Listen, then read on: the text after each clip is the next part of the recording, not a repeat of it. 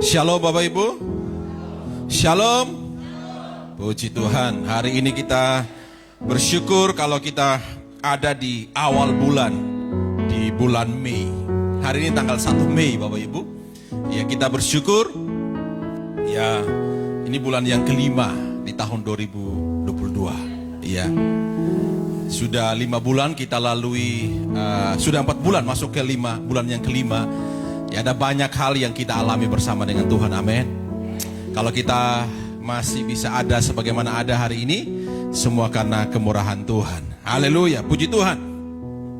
Hari ini saya akan bicara dengan judul bertolak lebih dalam. Oke. Mari kita baca sama-sama, 1, 2, 3. Bertolak lebih dalam. Sekali lagi, 1, 2, 3. Puji Tuhan. Siapkan Alkitab Bapak Ibu, kita akan membaca bacaan firman Tuhan kita di pagi hari ini dari Lukas pasal yang kelima, ayat yang pertama sampai ayat yang ke-11. Lukas pasal yang kelima, ayat 1 sampai ayat yang ke-11. Seperti biasa kita baca bersama-sama ayat ini. Saya baca ayat yang ganjil, Bapak Ibu sekalian baca ayat yang genap sampai seterusnya hingga ayat yang ke-11. Haleluya. Yang menyaksikan lewat live streaming juga bisa mengikuti di Lukas pasal yang kelima ayat 1 sampai ayat yang ke-11 ya. Saya baca ayat yang ganjil, Bapak Ibu sekalian baca ayat yang genap ya, yang di rumah juga mengikuti ya. Diberi judul penjala ikan menjadi penjala manusia. Ayat yang pertama, pada suatu kali Yesus berdiri di pantai danau Genesaret. Sedangkan orang banyak mengerumuni dia, hendak mendengarkan firman Allah. Ayat kedua, 1, 2, 3.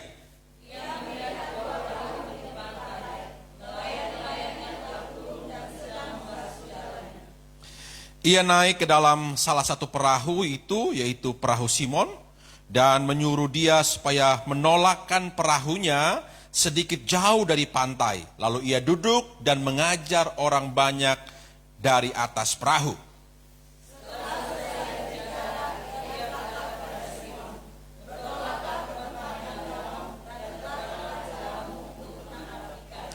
Simon menjawab, "Guru, telah bekerja dan kami tidak menangkap apa-apa. Tapi karena engkau menyuruhnya, aku akan menebarkan jala juga." Dan setelah mereka melakukannya, mereka menangkap 11 ikan, sehingga jala mereka mulai goyah. Lalu mereka memberi isyarat kepada teman-temannya di perahu yang lain supaya mereka datang dan membantunya. Dan mereka itu datang, lalu mereka bersama-sama mengisi kedua perahu itu dengan ikan hingga hampir tenggelam.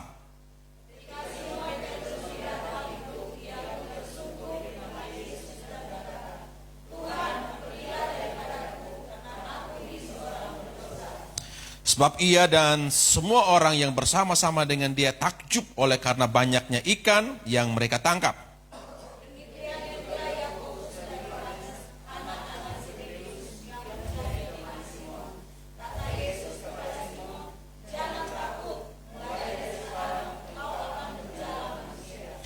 Dan sesudah mereka menghela perahu-perahunya ke darat, mereka pun meninggalkan segala sesuatu lalu mengikut Yesus. Haleluya.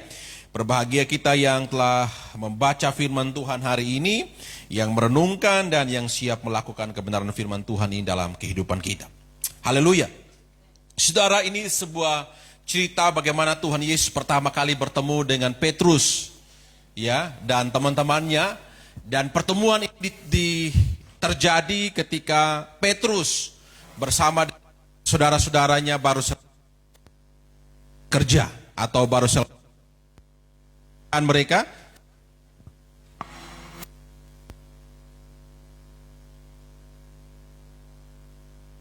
bekerja sebagai penjala ikan.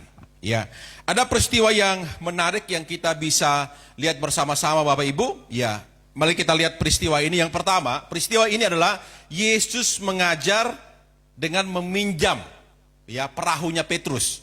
Jadi ketika Yesus sampai di situ, Petrus baru saja membersihkan jalannya karena semalaman mereka telah bekerja, dan Tuhan Yesus pinjam perahunya Petrus untuk Tuhan Yesus jadikan mimbarnya. Kemudian Yesus mulai mengajar dari atas perahu itu. Jadi perahu itu pasti sudah, kalau Anda pergi ke pinggir pantai atau ke pantai lebih di sini atau di pantai Sanur, biasanya kan perahu setelah mereka menangkap, biasanya mereka dorong ke pantai dan pasang ikannya supaya nggak dibawa ombak lagi, dan Yesus naik ke perahu itu dan mulai mengajar. Orang banyak datang dan dia mulai mengajarkan firman. Yang kedua, Petrus dan teman-temannya itu semalaman menjala tapi tidak mendapatkan ikan. Jadi ini urutan peristiwanya. Yesus datang ke situ ya di pagi hari, kemudian Petrus dan teman-teman sudah semalaman mereka menjala, mencari ikan, ya, tapi mereka nggak dapat apa-apa. Kemudian yang ketiga, ya, setelah peristiwa, setelah Yesus mengajar, Yesus ajak Petrus. Yesus bilang, Yesus menyuruh mereka bertolak ke tempat yang lebih dalam untuk menjala ikan. Ini 3 peristiwa yang kita baca bersama-sama, yang saya coba rangkumkan. Peristiwa dari ayat yang pertama sampai ayat yang ke-11. Jadi ada peristiwa yang pertama, Yesus mengajar dengan meminjam perahu Petrus jadi mimbarnya. Kemudian Petrus dan teman-temannya sebenarnya mereka lagi keletihan karena sepanjang malam mereka menjala ikan tapi mereka tidak mendapatkan apa-apa.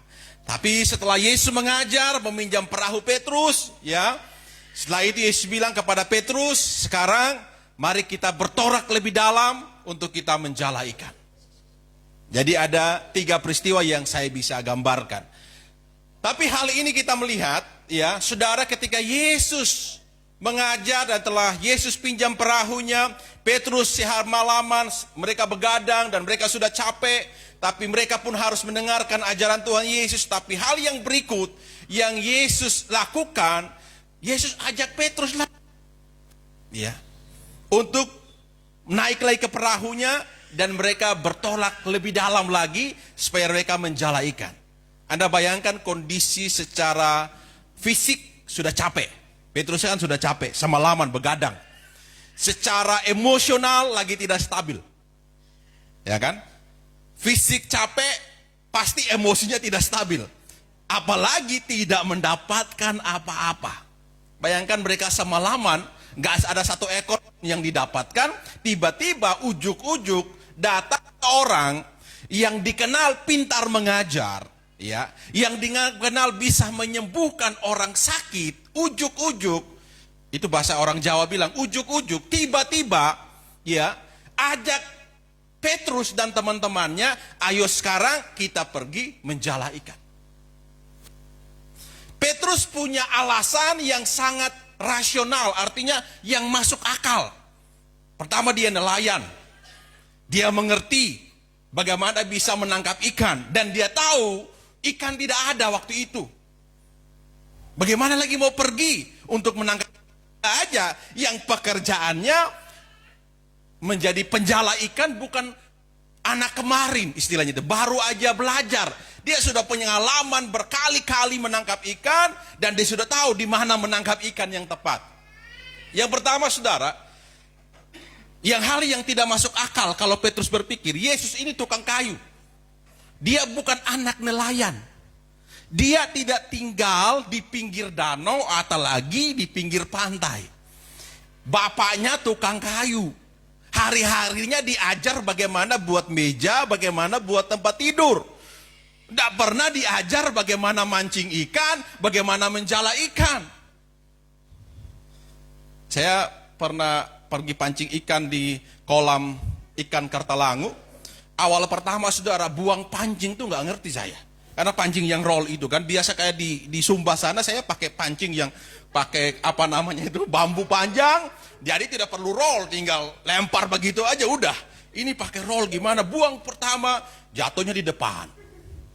Yang ajar saya, masternya, ada Pak Steven yang ajar saya bagaimana cara membuang pancing dengan benar. Hanya saya ngerti, ya, karena memang saya tidak punya pengalaman, belum pernah mancing dengan menggunakan alat seperti itu. Ya, bayangkan Tuhan Yesus ini tukang kayu, bukan nelayan. Sok-sok ngajak Petrus yang sudah profesional di bidangnya, ngerti bagaimana menjala ikan, ngerti bagaimana pancing ikan. Secara rasional tidak mungkin. Ya. Petrus punya alasan kalau dia tolak.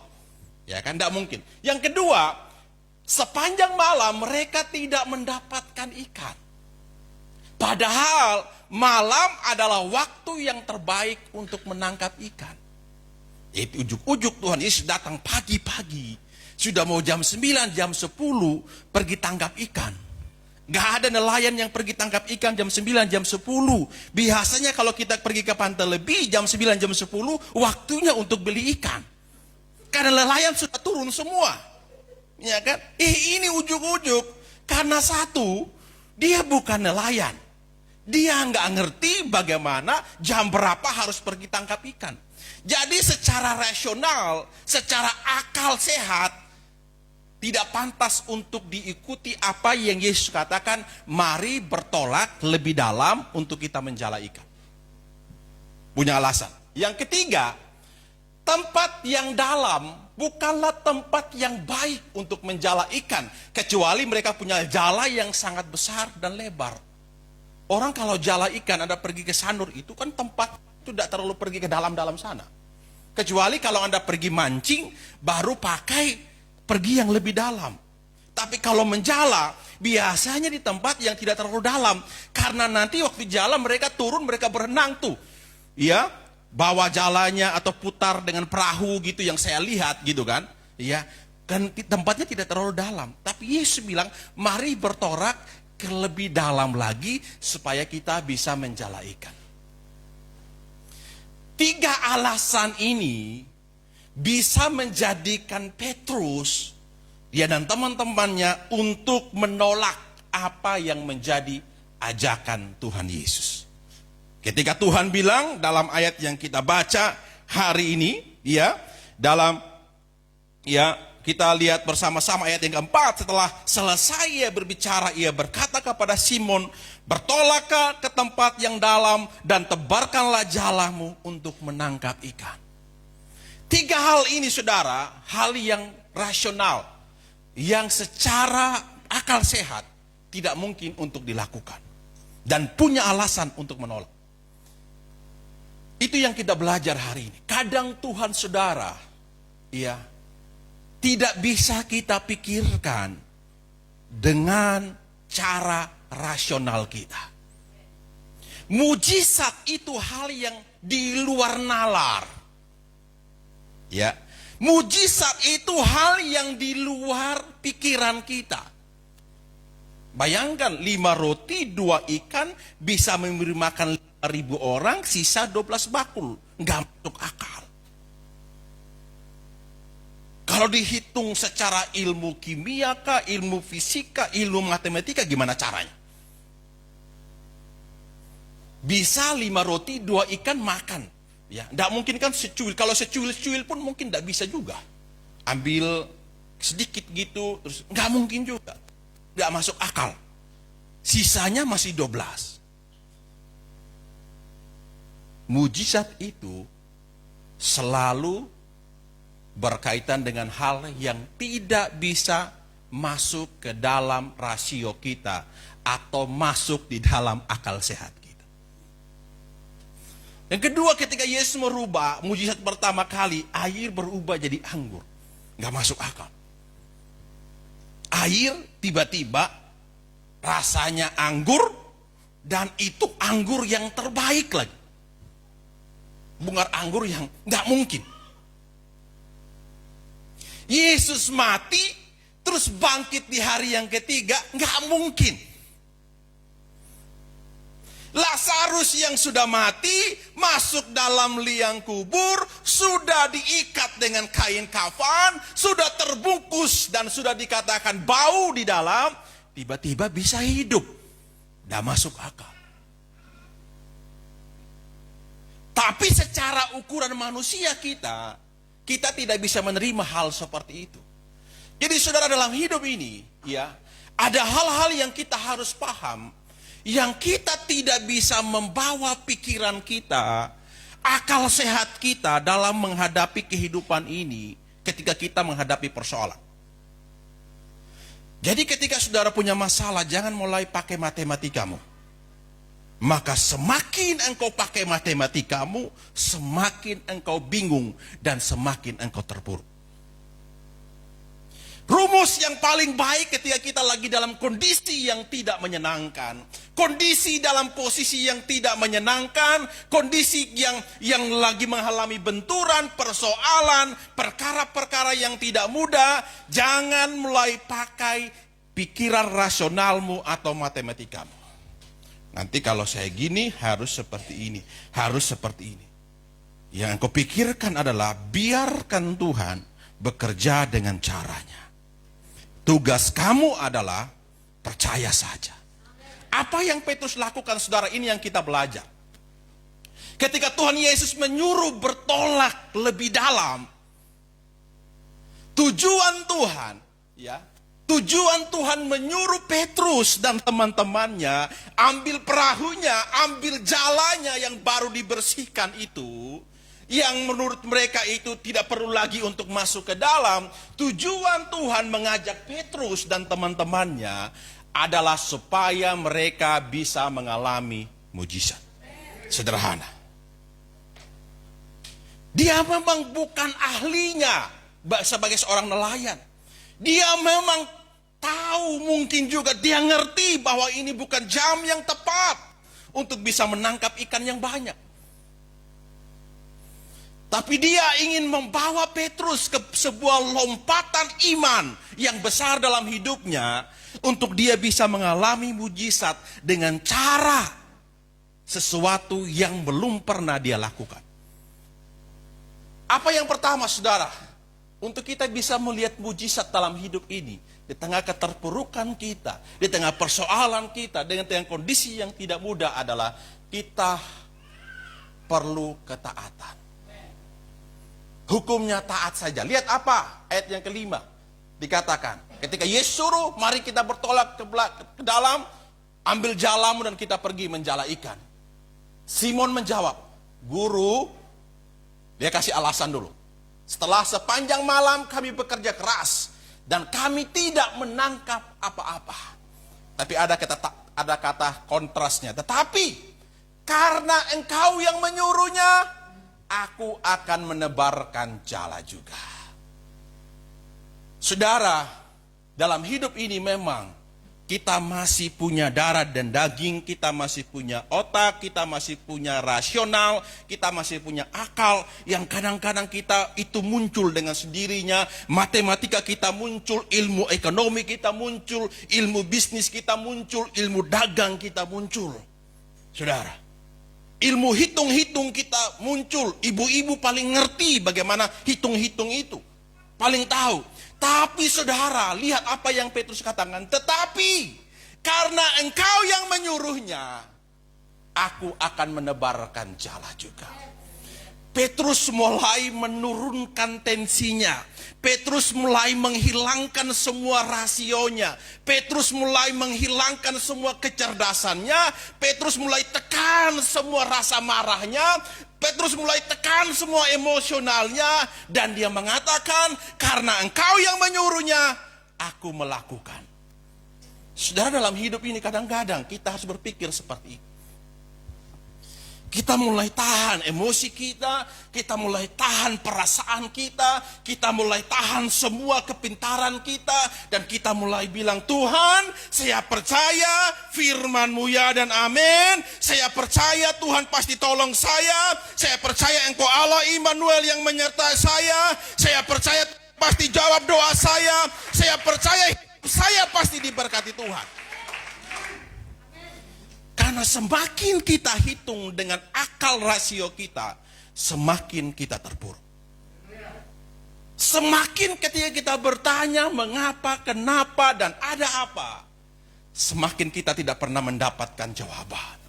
Tapi ketika engkau duduk di kaki Tuhan, dan biarkan Tuhan berbicara dengan engkau secara pribadi, mungkin lewat penyembahanmu, mungkin lewat firman yang engkau baca, di situ engkau mengerti bahwa Tuhan punya rencana atas kehidupanmu. Saudara, itu yang paling penting dalam kehidupan kita. Apalagi kita lagi menghadapi kondisi yang tidak mudah. Mulai biarkan Tuhan, izinkan Tuhan bekerja dengan caranya. Dan mari masuk lebih dalam bersama-sama dengan Tuhan. Petrus mengambil keputusan untuk naik kembali ke perahu itu. Bertolak lebih dalam bersama dengan Tuhan. Kadang-kadang kita harus bawa hidup kita untuk kita bertolak lebih dalam dengan Tuhan. Ke tempat yang tidak pantas untuk mendapatkan ikan. Tapi Tuhan bilang mari bertolak lebih dalam. Mari saudara, dalam hidup ini kita ambil keputusan bertolak lebih dalam. Artinya apa? Kita lebih dalam dengan Tuhan. Kita lebih lagi dengan Tuhan. Kita bawa persoalan kita lebih lagi dengan Tuhan. Kita bawa hidup kita lebih lagi dengan Tuhan. Kalau kemarin kita baru kasih 1, sekarang mulai kita kasih 2. Kalau kemarin kita kasih 2, sekarang kita kasih waktu kita 3. Kasih yang lebih banyak, kasih yang lebih banyak, bertolak yang lebih dalam. Karena disitulah engkau akan melihat mujizat. Ketika engkau lebih dalam dengan Tuhan. Dalam hidup ini saudara, satu hal yang paling tidak mudah untuk kita lakukan, tapi bisa kita lakukan sebenarnya, ketika kita lebih dalam dengan Tuhan. Ketika kita masuk lebih dalam dengan Tuhan, kita semakin mengerti Tuhan punya tujuan atas semua persoalan yang kita hadapi. Saya selalu pegang ayat ini saudara, bahkan ketika saya menulis skripsi, ketika saya menyelesaikan S1 saya. Di skripsi saya di halaman pertama saya langsung tulis ayat ini. Karena perjalanan saya bersama dengan Tuhan. Roma 8 ayat 28 sampai hari ini saya mempercayai firman ini. Tuhan bekerja dalam segala sesuatu untuk mendatangkan kebaikan. Bagi orang yang mengasihi Dia. Itu bagi mereka yang terpanggil sesuai dengan rencana Tuhan. Tuhan bekerja dalam segala sesuatu. Kalau hari ini Tuhan izinkan sesuatu, Tuhan lagi bekerja di dalamnya. Dan mari kita bertolak lebih dalam. Hanya dibutuhkan ketaatan. Kata taat itu dibolak-balik. Bacanya tetap sama kan. Anda balik taat, balik juga taat. Putar lagi taat, atas bawah juga taat. Anda mau tulis taat, atas bawah, vertikal, horizontal, baca bolak-balik tetap dibaca taat. Artinya hal yang paling mudah sebenarnya adalah taat, tapi sulit untuk dilakukan. Mari saudara taat saja, setia saja. Selalu ada harga dari sebuah kesetiaan. Karena mencari yang setia itu tidak mudah saudara. Mencari yang baik bisa. Kita bisa menemukan. Tapi mencari yang setia itu tidak mudah. Makanya Tuhan bilang, ketika Dia bilang, apakah aku masih menemukan yang setia di bumi ini? Mari kita belajar. Bertolak lebih dalam. Untuk pergi lebih dalam kita belajar setia. Perenungan bagi kita. Kalau saudara mendapatkan perintah Tuhan.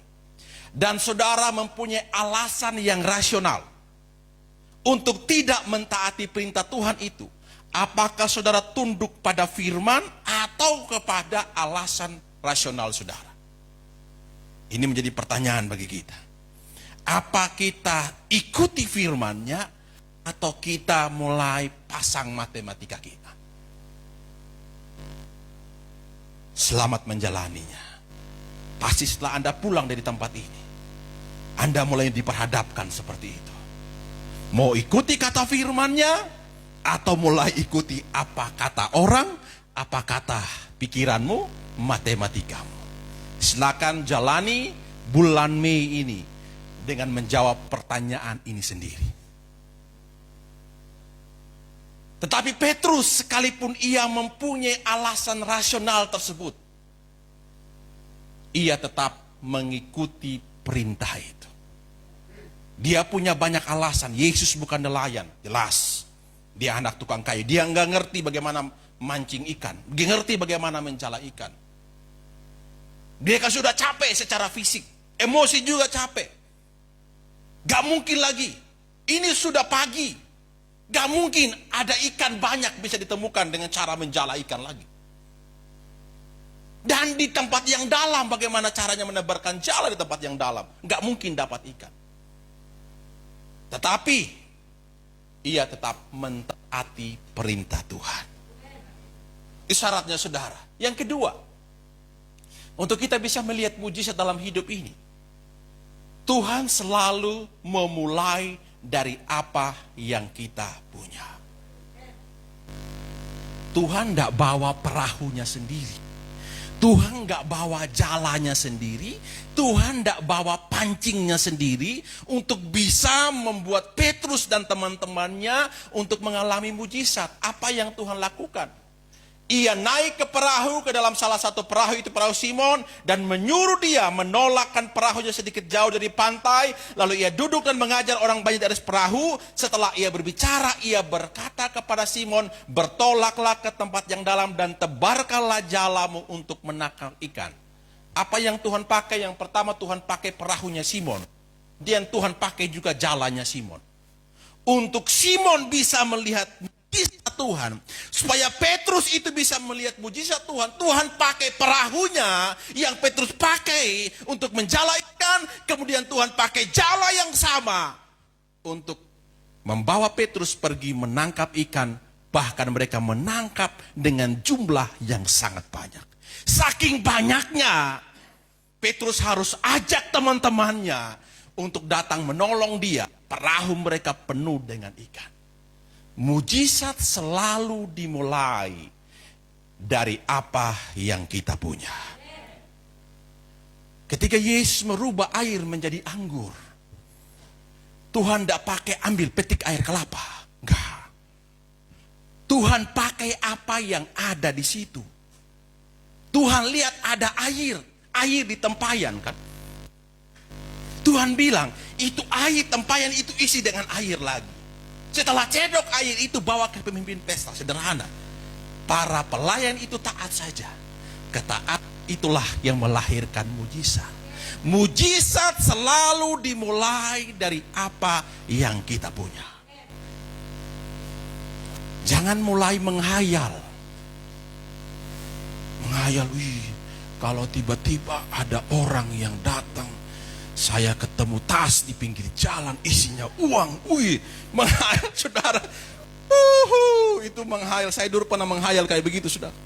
Tiba-tiba saya jalan gitu, tiba-tiba ada kantong kresek gitu. Saya terantuk, tiba-tiba di dalamnya ada uang. Saya bisa bayar uang sekolah, saya bisa beli ini. Pikiran saya seperti itu, saudara. Berpikir mujizat itu seperti itu. Saya dulu berpikir mujizat seperti itu. Tiba-tiba ada orang telepon saya, Pak Samuel, saya mau transfer 10 juta. Saya berpikir seperti itu. Saya lupa. Tuhan selalu membuat mujizat itu dimulai dari apa yang kita punya. Ketika 5.000 orang itu kelaparan, nggak tahu caranya mereka supaya mereka bisa makan. Tuhan bilang, apa yang ada padamu? Mereka bilang, kami hanya punya 5 roti dan 2 ikan. Itu pun punya anak kecil. Artinya bekal anak itu. Kalau anak bekal itu dimakan, bagaimana anak itu nanti? Tapi Tuhan bilang, ambil itu dan mari kita mengucap syukur kepada Tuhan. Tuhan tidak suruh mereka, kamu kan punya kaki. Karena kamu mau ambil anak kecil punya lagi, supaya kasih makan ini. Udah, kamu pergi keliling. Tuhan nggak bilang gitu. Apa yang ada padamu. Mujizat selalu dimulai dari apa yang kita punya. Apa yang kita punya pertama? Kita masih bisa berdoa. Berdoalah terlebih dahulu. Kita masih punya mulut untuk kita berbicara. Bersyukurlah dan ucapkan doa. Kita masih bisa menyembah Tuhan. Menyembahlah. Dimulai dari apa yang kita punya. Maka saya bilang kepada saudara yang punya, yang bekerja, di mana engkau bekerja. mulailah dari apa yang engkau bisa. Contohnya, saya bilang kemarin di family group di Kelungkung, ada Sarto bekerja di laundry. Saya berbuat, saya bilang, engkau akan punya laundry sendiri. Saya tidak bernubuat kepada dia, engkau akan jual pisang goreng, enggak. Tapi saya bernubuat kepada dia, engkau punya laundry, karena dia punya keahlian di situ. Tiba-tiba saya bernubuat jual pisang goreng. Rasanya pasti nggak enak, karena tidak punya pengalaman bagaimana buat pisang goreng. Nggak ada orang yang beli. Tapi kalau dia buka laundry, pasti laku. Karena orang bilang, kan ibu yang bekerja di laundry itu, iya. Dia bilang, wih ibu bersih. Ya udah, saya laundry di tempat ibu saja. Karena dia sudah terkenal. Dia bekerja di tempat itu, orang percaya dia bahwa dia pasti akan menghasilkan laundry yang bagus. Mulailah dari apa yang saudara punya. Ketika Musa, saudara, diperhadapkan dengan sebuah perintah untuk pergi menyelamatkan orang Israel. Musa bilang, saya tidak pandai berbicara. Saya tidak bisa apa-apa. Tapi Tuhan bilang, Tuhan berfirman kepadanya, apa yang ada di tanganmu? Jawab Musa, tongkat. Lihat saudara, Tuhan tidak suruh Musa pergi cari barang yang lain. Supaya menunjukkan kuasa Tuhan di tanah Mesir. Supaya Firaun tahu siapa Allah Israel. Supaya orang Mesir kenal siapa Allah yang disembah oleh Israel. Tapi Tuhan mulai dari apa yang ada di tangan Musa. Apa yang di tanganmu? Tongkat. Tuhan pakai tongkat ini saudara untuk bisa membuat mujizat di tanah Mesir. Ketika Musa lemparkan tongkat itu, ketika ahli sihir itu juga lemparkan tongkat, mereka juga jadi ular. Musa lemparkan tongkat itu, ular itu saudara makan semua ular dari para penyihir itu. Dengan tongkat yang sama, Musa bisa membelah laut Teberau.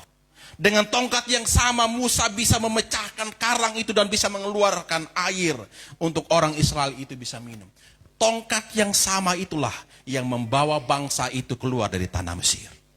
Selalu dimulai dari apa yang kita punya. Pertanyaan saya, apa potensimu? Tuhan selalu pakai dari potensi yang engkau punya. Jangan pernah menghayal melakukan sesuatu yang di luar kemampuanmu. Maka itu tidak akan pernah terjadi. Engkau tidak akan pernah melihat mujizat. Mulai dari apa yang engkau punya. Jangan pikirkan apa yang orang lain punya dan engkau buat. Salah. Engkau akan kecewa nanti. Karena belum tentu apa yang orang lain buat engkau bisa buat. Tapi mulailah dari apa yang engkau punya. Maka di situ engkau akan melihat mujizat. Amin. Yang pertama tadi taat. Yang kedua, mulailah apa yang engkau punya. Apa yang kita punya, mungkin kita nggak punya uang. Tapi saudara punya potensi, punya karunia. Saudara punya potensi. Saya bilang saudara masing-masing kita punya potensi. Ada orang yang potensi bisa berjualan dengan hanya ngomong. Orang marketing. Ya, hanya ngomong saudara. Dia ngomong saja bisa jualan, parfum bisa jual 10 langsung. Hanya dengan kata-kata. Padahal parfumnya nggak ada. Dia hanya bawa itu kertas itu yang ada gambar parfumnya. Tapi kenapa dia bisa jualan? Karena dia punya karunia potensi bisa bicara. Meyakinkan orang. Itu potensi namanya. Saudara kalau bisa buat pisang goreng dan rasanya enak, itu potensi saudara. Karena belum tentu orang lain buat rasanya enak. Saya ini penyuka pisang goreng. Jadi kalau satu piring pisang goreng itu dan ada satu piring nasi, saya akan pilih pisang goreng daripada nasi. Jadi kalau mama saya buat pisang goreng, dia sudah tahu. Antar ke Pak Samuel pisang goreng. Satu piring pasti. Maka itu akan habis. Jangan pernah ada sisanya. Pasti akan habis. Karena saya penyuka pisang goreng. Saya tahu pisang goreng yang enak di mana. Ya, jadi kalau tidak enak, jangan pernah harap saya beli lagi. Saya akan cari yang enak, pasti saya akan beli lagi. Istri saya pernah tegur, kamu makan pisang goreng aja terus. Lama-lama kolesterol. Tapi saudara, kalau saudara bisa melakukan itu potensimu. Lakukan itu dengan setia. pasti Tuhan akan berkati engkau. Amin. Yang ketiga saudara, saya suka dengan kata-kata. Ini sebuah quotes dikatakan, mulailah dari mana kamu berada. Gunakan apa yang kamu miliki. Lakukan apa yang kamu bisa. Mulailah dari mana kamu berada. Gunakan apa yang kamu miliki. Lakukan apa yang kamu bisa. Maka kamu akan melihat hasilnya. Apalagi ketika engkau ada di dalam Tuhan. Maka engkau akan melihat hasilnya di dalam Tuhan. Amin saudara. Yang ketiga saudara. Sadarilah bahwa semuanya itu karena kasih karunia Tuhan. Lihat saudara apa yang Petrus lakukan ketika Simon Petrus melihat hal itu. Melihat apa mujizat. Tiba-tiba ikan bisa penuh. Mereka bisa mendapatkan ikan yang banyak. Belum pernah mereka lihat itu terjadi. Di tempat yang tidak ada ikan bisa ada ikan. Bahkan jala yang mereka punya bisa koyak. Bahkan mereka nggak bisa menampung perahu, mereka nggak bisa tampung lagi. Mereka harus minta tolong temannya bawa perahunya supaya bisa menampung ikan itu. Petrus bilang, Tuhan pergilah daripadaku karena aku ini seorang berdosa. Hal yang ketiga yang kita harus mengerti. Kalau Tuhan berkati kita, itu semua karena kasih karunia-Nya. Bukan karena hebatmu. Bukan karena saya bisa. Bukan karena pintar. Karena saya pandai berkata-kata. Karena saya bisa menggoreng pisang dengan baik. Karena saya bisa jualan dengan baik. Karena saya punya teman yang seperti ini. Karena saya punya backing yang seperti ini. Karena saya punya saudara yang seperti ini. Maka saya sukses hari ini. Semua karena kasih karunia Tuhan. Belajarlah saudara. Apa yang kita punya hari ini. Semua karena kasih karunia Tuhan. Kesadaran ini saudara. Yang kita membawa kita. Untuk kita terus masuk bertolak lebih dalam dengan Tuhan. Semakin kita mencintai Tuhan. Jangan hanya menjadi penonton mujizat. Jangan hanya bertepuk tangan ketika orang mengalami mujizat. Tapi mari kita sendiri mengalami mujizatnya. Ketika engkau mengalami mujizatnya, engkau semakin cinta dengan Tuhan. Engkau semakin mengasihi Tuhan. Saya percaya kita pribadi, masing pribadi, kita pernah punya pengalaman dengan Tuhan. Kita pernah ditolong Tuhan. Kita mengerti bagaimana kita masuk lebih dalam dengan Tuhan. Kita mengerti bagaimana Tuhan ketika Tuhan bekerja dalam hidup kita. Itu sangat indah. Kalau engkau punya pengalaman, lakukan lagi. Dan lihat bagaimana Tuhan bekerja dalam hidupmu. Amin. Amin Bapak Ibu.